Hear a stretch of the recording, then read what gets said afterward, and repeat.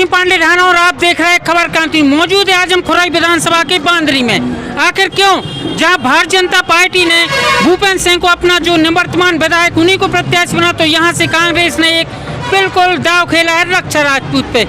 हम फिर कहेंगे क्या करे से क्या जरूरत आन पड़ी, क्या यहाँ पे कांग्रेस को कोई ऐसा प्रत्याशी नहीं मिला। अरुणोदय चौबे की घर वापसी तो हुई, लेकिन उन्होंने चुनाव लड़ने से मना किया।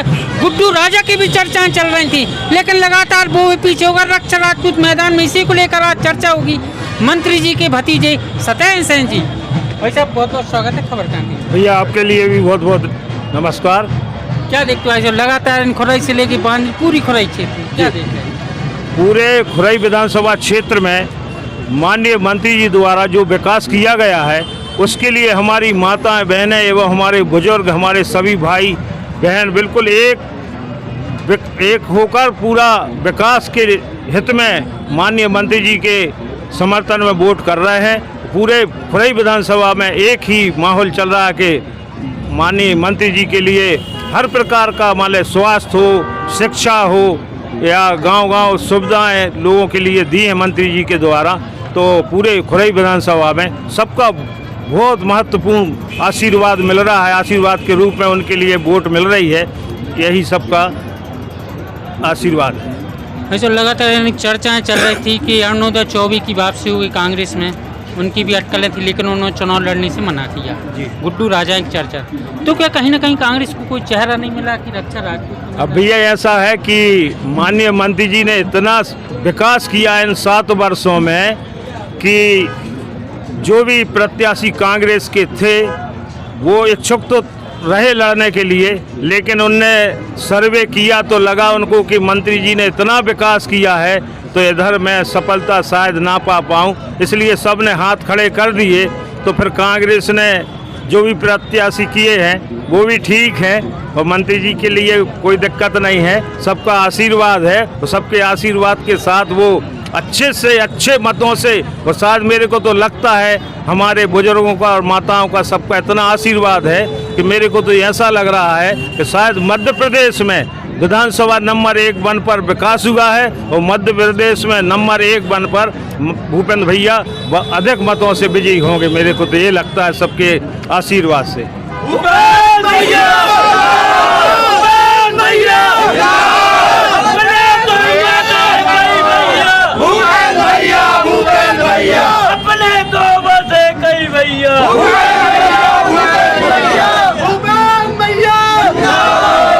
लगातार भाई साहब क्षेत्र में भी जा रहे हैं, खुराई क्षेत्र में जी जनता की एक आवाज़ उठ रही कि अच्छी मतों से जीत रहे। विकास भी उनको देख रहा है। जो विरोधी हैं लगातार आरोप लगाते, भ्रष्टाचार के भी आरोप लगाते। जनता कह रही 1 लाख से। आप क्या मानते हैं? आप भी जनता की अब आरोप लगाने का भी ये ऐसा है कि अब कोई उनके पास मुद्दा तो है नहीं।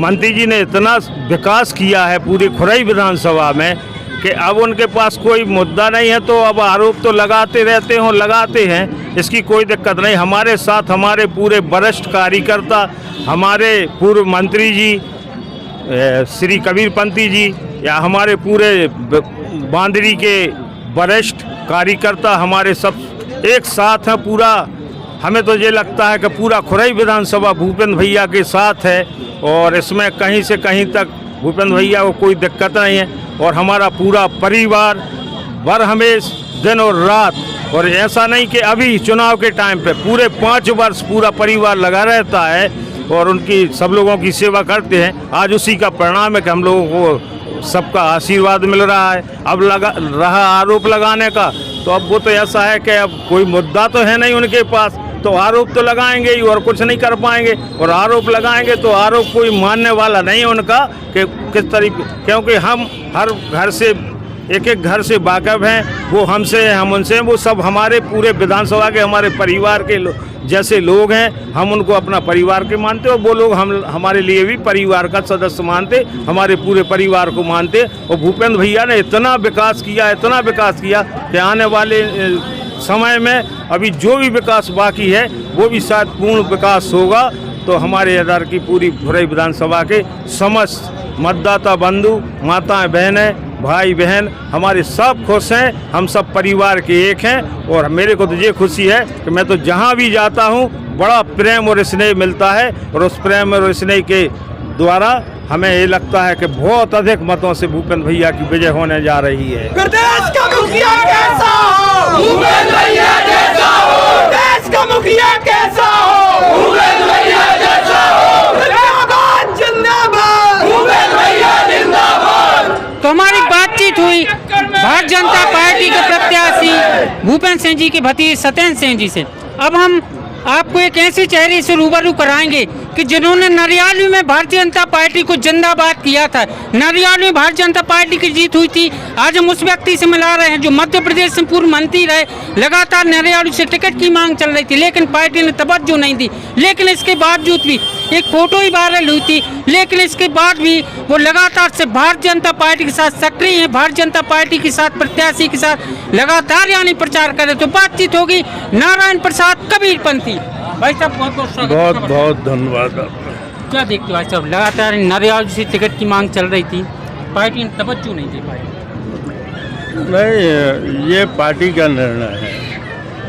हम जैसे कार्यकर्ता 85 से भारतीय जनता पार्टी के कार्यकर्ता के रूप में काम किया है, और पार्टी ने मुझे 90 में अवसर दिया तो पहली बार जीत के आया, और लगातार पार्टी ने अवसर दिए हैं। 90 में दिया, 2003 में अवसर दिया, आयोग का अध्यक्ष बनाया, और भी अनेक पदों पर पार्टी ने मुझे महत्व दिया है। तो पार्टी भारतीय जनता पार्टी